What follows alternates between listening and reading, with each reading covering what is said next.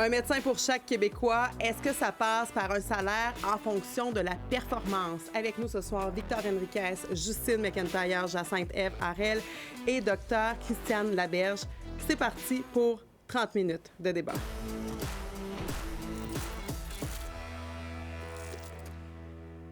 Ça fait presque 60 ans que les médecins sont rémunérés de la même façon au Québec. En fait, depuis la création de la Régie de l'assurance maladie, c'est le modèle de rémunération à l'acte qui est utilisé. Ça veut dire que le médecin voit un patient, soumet une facture pour l'acte accompli et reçoit aussi un paiement de la part du ministère de la Santé. C'est une façon de faire qui comporte des avantages, mais aussi des inconvénients. Sur une étude réalisée au Canada qui est parue en 2018, ce mode de rémunération a des impacts négatifs sur la qualité des soins offerts. Ça ne garantit pas non plus la prise en charge de plus de patients. Alors, c'est pourquoi le gouvernement a décidé de revoir tout ça, alors qu'il négocie depuis des mois maintenant avec les fédérations. C'est une journée importante aujourd'hui. Le dépôt de ce projet de loi-là, moi, je l'attends depuis 23 ans. Mettre fin à la rémunération à l'acte, c'est l'objectif du gouvernement Legault qui a déposé la semaine dernière son nouveau projet de loi pour revoir la façon dont les médecins sont payés. Cette nouvelle rémunération-là permet d'être plus équitable pour ceux qui ont déjà une charge de travail importante. Cette rémunération-là qu'on veut mettre en place va tenir compte de ceux qui ont déjà une grande. Par contre, les incitatifs qu'on va offrir vont permettre d'augmenter la disponibilité au bon moment. Les salaires des omnipraticiens seraient donc basés en fonction des 3 critères de performance suivants. La rémunération à l'acte, comme c'est le cas présentement, la rémunération à taux horaire et la rémunération par capitation, c'est-à-dire un montant fixe auquel les médecins d'un milieu de pratique ont collectivement droit en fonction du nombre de patients pris en charge et de leur complexité. Tous les Québécois comprennent qu'il faut faire ces changements-là. C'est ça l'objectif. Si je veux être capable d'améliorer la prise en charge dans les prochains mois. Avec cette nouvelle approche, le ministre de la Santé souhaite que tous les patients orphelins du Québec aient accès à un milieu de soins. Ces indicateurs de performance-là, on ne peut pas les imposer aux médecins alors qu'ils n'ont pas le contrôle sur leur environnement. Mais pour les médecins, le projet de loi de la CAQ n'est rien de plus qu'une façon de court-circuiter les négociations en cours, en brandissant la menace d'une loi spéciale. Est-ce qu'on l'impose? Moi, je veux qu'on fasse tout ce qui est possible de faire pour négocier avec les fédérations.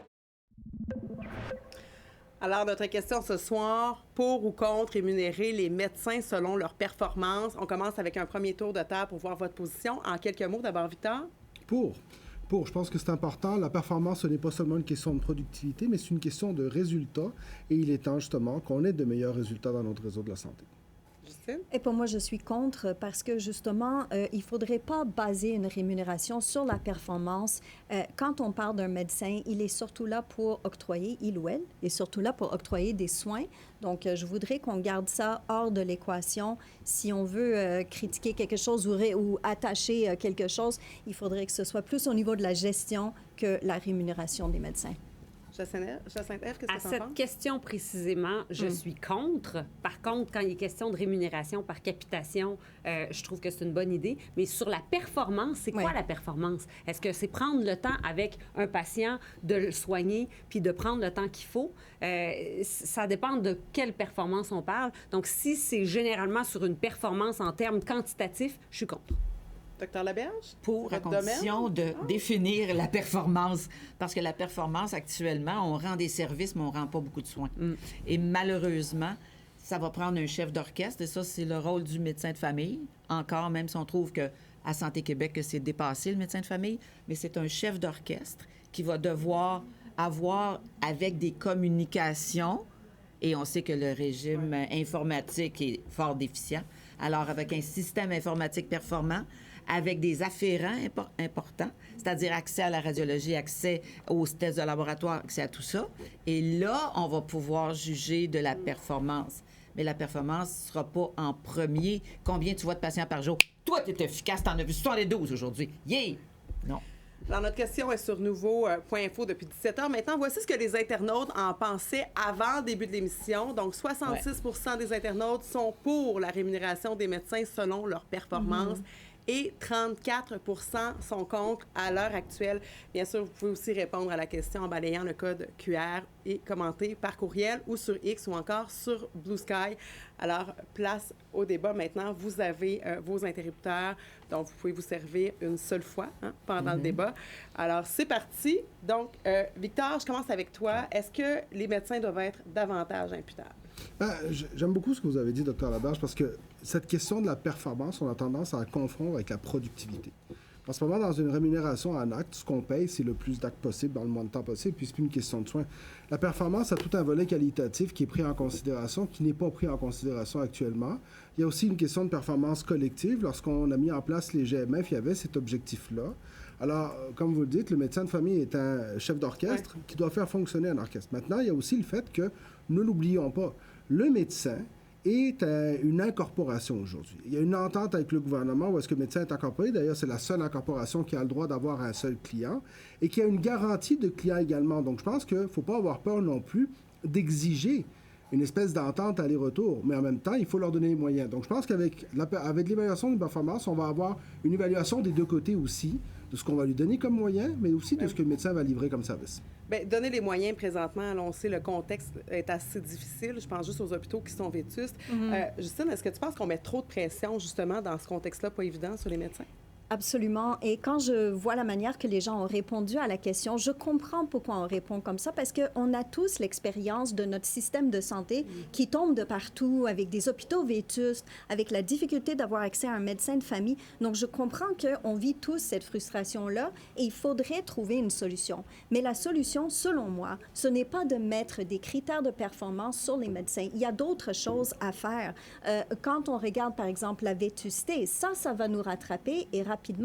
On a tous vu les reportages par rapport à l'hôpital Maisonneuve-Rosemont, par exemple. Ouais, puis il y en a partout au Québec. Il y en a partout au Québec. Alors ça, c'est exactement. Donc ça, c'est un cas, mais il y en a partout. Alors comment on va faire face à ça? C'est pas en resserrant encore plus les médecins pour essayer de trouver un peu plus d'efficacité. Ça n'a rien à voir. Là.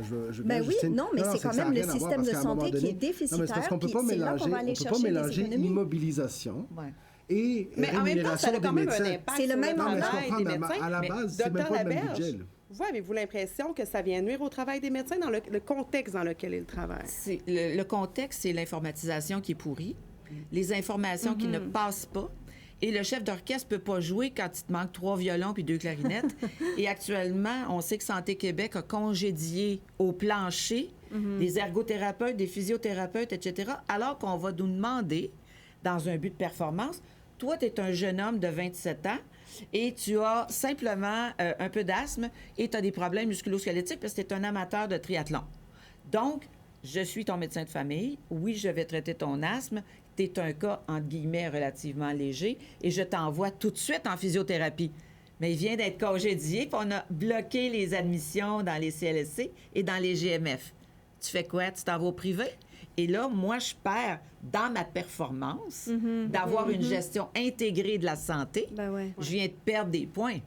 Alors, vous faites la démonstration que c'est complexe, Oui, que chaque ben médecin a ses particularités, il exerce dans un certain contexte, dans une certaine communauté, avec certaines ressources qui sont de disparité régionale incroyable entre Montréal puis toutes les régions du Québec. Alors, toute cette complexité-là de pratique fait en sorte que c'est pas vrai qu'on peut mesurer efficacement la performance des médecins. C'est unique, c'est singulier à chaque médecin. C'est pourquoi le système de rémunération à capitation, c'est une bonne idée.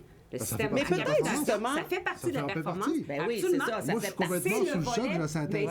La synthèse, depuis qu'on débat ensemble toutes les fois. Victor, je veux juste... Le système de capitation, je pense que pour la majorité des Québécois, c'est pas si clair que ça. Docteur Laberge, expliquez-nous assez brièvement là, comment on fait ce qu'ils nous ont dit, c'est les pastilles. On oublie ça, les pastilles de couleur, parce que ça veut rien dire. Ton jeune qui arrive, qui est asthmatique, qui a 27 ans, qui fait du triathlon, puis qui te dit, moi, je vais me flinguer parce que ma blonde vient de me lâcher. Tu fais, oh, es-tu sérieux? Puis là, tu investigues, ça devient un rouge. Là. Tu changes de pastille. C'est parti un vert. Mais en même temps, qui va décider d'abord que c'est un rouge, un vert ou un jaune? Ça, c'est de 1. De 2, c'est ton honnêteté qui va décider si c'est un patient lourd ou léger ou que tu revois aux 2 ans, aux 5 ans ou le patient que tu revois aux 3 mois ou l'autre que tu revois aux semaines pendant un bout de temps. Donc ça, la capitation, ça veut dire que tu reçois un montant en fonction de la sévérité et du potentiel d'investissement que tu vas avoir auprès de ce patient-là. Un grand insuffisant cardiaque, insuffisant rénal, c'est un patient lourd que tu vas devoir revoir plus précocement, que tu vas avoir des tests à faire, que tu vas avoir de la coordination à faire. Il y aura des suivis, absolument. Absolument. Alors que le léger, bien, lui, tombe de fois en fois. Et lui, tu peux le référer pour la physiothérapie, pour ses ITSS à l'infirmière. Avant qu'on aille à la pause, j'aimerais quand même vous entendre peut-être sur un point assez rapidement. Est-ce qu'on risque pas de perdre des médecins? Parce qu'on a parlé beaucoup du contexte là, présentement et en manque des médecins. Est-ce que de pousser maintenant, d'adopter peut-être cette nouvelle loi-là, est-ce qu'on risque pas de voir des médecins quitter le réseau? C'est justement ça l'enjeu, c'est qu'il faut faire attention. En ce moment, les médecins, justement, souffrent. En ce moment, on a des médecins qui travaillent extrêmement fort et à qui on ne donne pas les moyens de réussir. Il y a des médecins en ce moment qui sont épuisés. La performance du système n'est pas là. Alors, à un moment donné, oui, je ne dis pas que c'est la seule solution. Tu l'as dit tantôt, c'est une problématique complexe avec des solutions extrêmement complexes. Mais cette question de la rémunération à l'acte ne fonctionne pas. Est-ce qu'on ne pourrait pas la revoir? Puis parlons de performance, mais parlons de performance mixte, puis assurons-nous qu'on est performant des deux côtés. Sauf que, justement, protégeons ces médecins en ce moment. C'est eux les premiers à souffrir. Mais tu sais, quand tu regardes des patients qui ont besoin, tu sais, tu te coupes la main ici, puis tu as une petite bosse ici, puis tu dis au médecin, mais en passant, pendant que vous faites mes points là, c'est quoi cette petite bosse-là? Vous reviendrez. Hey! C'est pas de la fonction efficace, c'est pas de la performance efficace. Quand le patient est obligé de revenir 6 fois pour des problèmes différents qui n'ont pas été pris en compte, c'est pas normal. Et les bons médecins le font, sans être payé. Perdent de l'argent parce que ça a pris 20 minutes pour voir le patient. Puis l'autre, il a passé 4 patients en 20 minutes. Alors, lui, il est rémunéré, récompensé. Lui, il est puni. Donc là, ce que j'entends, ce que vous me dites, c'est que de changer la rémunération pourrait amener maintenant une égalité au niveau des médecins. On va y revenir. Gardez votre idée. On va y revenir après la pause.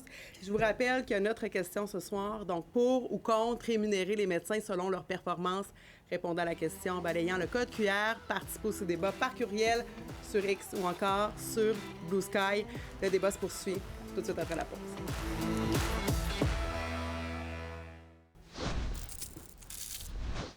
Alors, pour ou contre rémunérer les médecins selon leur performance, vous avez jusqu'à la fin de l'émission pour répondre à la question et commenter aussi par courriel sur X, sur Blue Sky.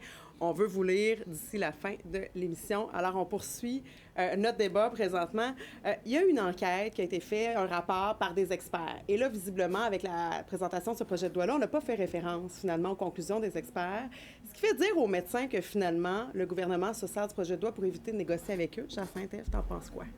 Effectivement, c'est sûr que la Coalition Avenir Québec, même en 2016-2017, elle militait pour changer le mode de rémunération des médecins et s'en aller à capitation. Donc, c'est sûr que la CAQ poursuit son programme qui est là depuis longtemps. Donc, est-ce que le comité d'experts vient changer la donne? Probablement pas beaucoup ou pas dans une grande mesure. En même temps, on en parlait durant la pause, est-ce qu'on devrait peut-être envisager, on a parlé de la capitation, mais ça a aussi ses inconvénients, le mode de rémunération à capitation, est-ce qu'on devrait plutôt pousser pour une rémunération à salaire? Et là, moi, je pense que ça vaut la peine qu'on se pose cette question-là.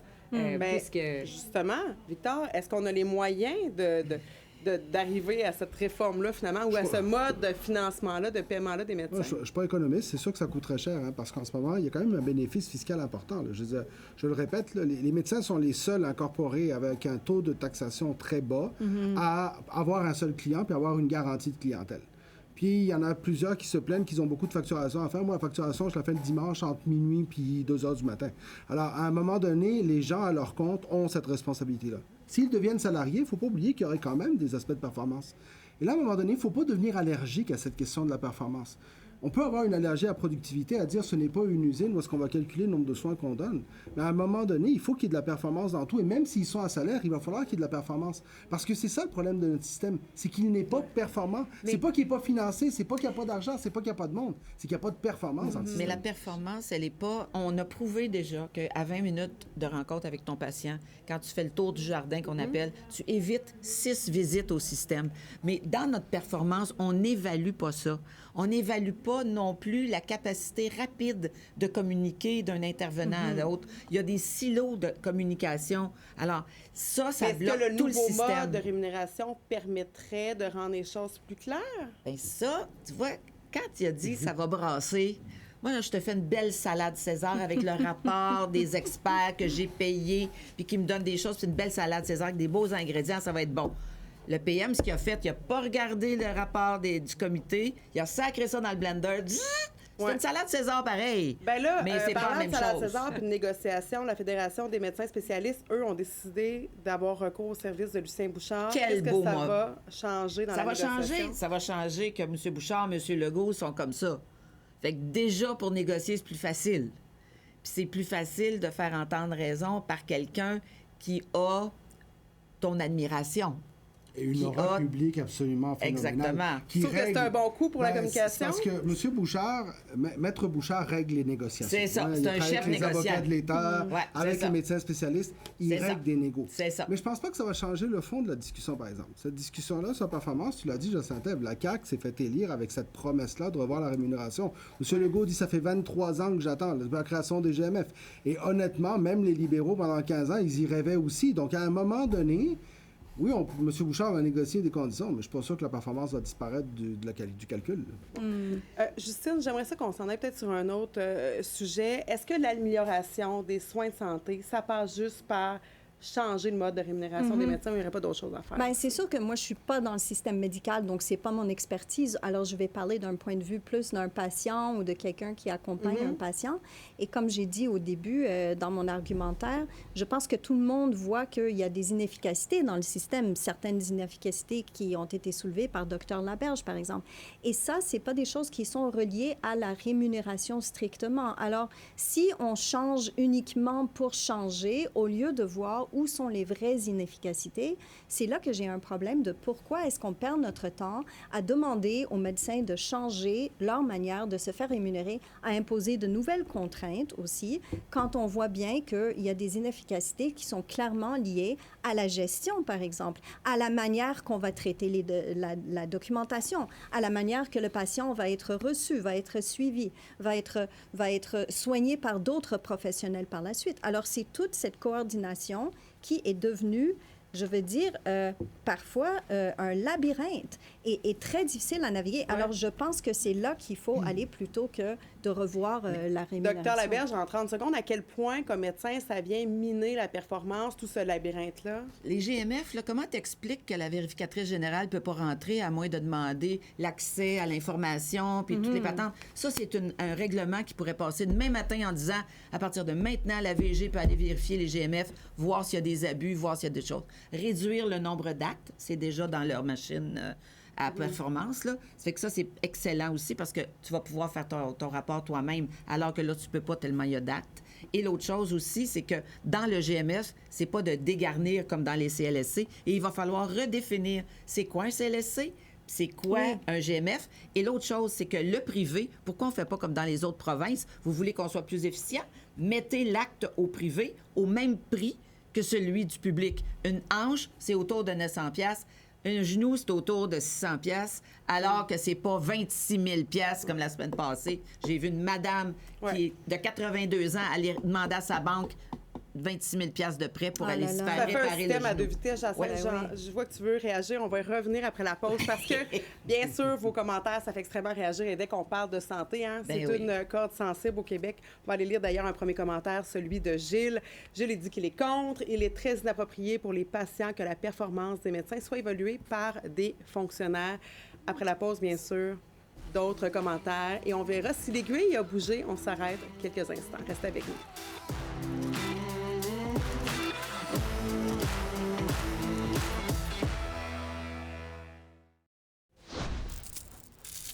C'est le moment de voir ce que vous pensez au sujet de ce débat-là, au cœur de ce débat ce soir. Alors, on va y voir tout de suite vos commentaires sur le web.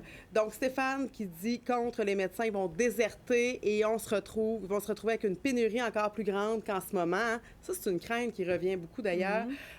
Sylvie dit « Pour, c'est le temps que les médecins soient payés pour leur performance, des salaires aussi élevés que ça doit se gagner. » Et finalement, Martial, pour les médecins québécois gagnent beaucoup trop cher pour le travail qu'ils font. Alors, bien, effectivement, ça fait vraiment réagir cette question-là. Je voulais revenir rapidement, Victor, si tu permets, avec Jacinthe-Ève. Jacinthe a réagi beaucoup quand le Dr Laberge a parlé du privé et du public. Est-ce que de permettre une plus grande mobilité, même liberté, des médecins, là, en faisant le saut du privé au public, pourrait venir aider également. Absolument, parce qu'en ce moment, ils doivent se désaffilier de la RAMQ lorsqu'ils pratiquent en pratique publique pour aller dans le secteur privé. Si on permettait la pratique simultanée à la fois au public et privé et que le privé remboursait les soins qu'on va chercher comme patient, au même tarif que les actes actuellement dans le public, comme Dr Laberge disait, à ce moment-là, on permettrait aux médecins qui veulent en faire plus, mais dont la chorale ou l'orchestre ne permet pas de travailler jusqu'à 18 heures en salle d'opération, par exemple, d'aller au public, au privé, la même journée, la même semaine, sans se désaffilier et offrir des soins qui vont être remboursés aux patients par la RAMQ. Là, à ce moment-là, on diminue vraiment les listes d'attente et là, on atteint une certaine performance qu'on n'est pas capable de mesurer. De tout ça, c'est vraiment au même tarif. Ce qui est extraordinaire, c'est qu'une des particularités du privé, c'est justement l'évaluation de la performance. Une autre chose que je voulais dire, c'est que justement, j'écoutais les commentaires, puis on a souvent cette perception que les médecins sont trop payés, que les médecins ne font pas le travail, que les médecins sont ci, les médecins sont ça. Ils portent beaucoup d'odieux, mais les médecins sont bons au Québec. Le problème, justement, c'est qu'on ne leur donne pas les moyens de faire le travail comme il faut, puis on n'a pas créé une structure sur une base qualitative. On est dans le quantitatif, on est dans la prod, on est dans l'acte. Il faut sortir de ça. Alors, appelons ça performance ou comme on veut, mais arrêtons d'être allergiques à ça, puis arrêtons de dire que les médecins ne travaillent pas. Ils travaillent fort. Le problème, c'est que le système ne fonctionne pas bien. Justine, qu'est-ce que tu en penses? Ben oui, ils travaillent fort. Le système, c'est ça. Je pense, en fait, on est en train de faire le même argument. Peut-être on n'a pas compris la question de la même manière, mais absolument, quand le service est rendu, il est bien rendu. Puis on a des bons médecins au Québec. Et je pense que la crainte ici, c'est de dire que si on va attacher la rémunération à la performance, qu'on va faire fuir des bons médecins. Allons voir maintenant si vous avez influencé ce soir l'opinion des téléspectateurs avant le débat. 66 % des internautes se disaient pour la rémunération des médecins selon leur performance. Maintenant, 34 % se disaient contre. On termine la soirée. 71 % pour et 29 % contre. Alors, voilà, ça se complète ce soir. Merci à vous quatre d'avoir été là. Merci à la maison. De nous animer. Ça a été un plaisir et il reste encore un grand défi. Plusieurs Québécois sans médecin. Bonne soirée tout le monde à notre antenne.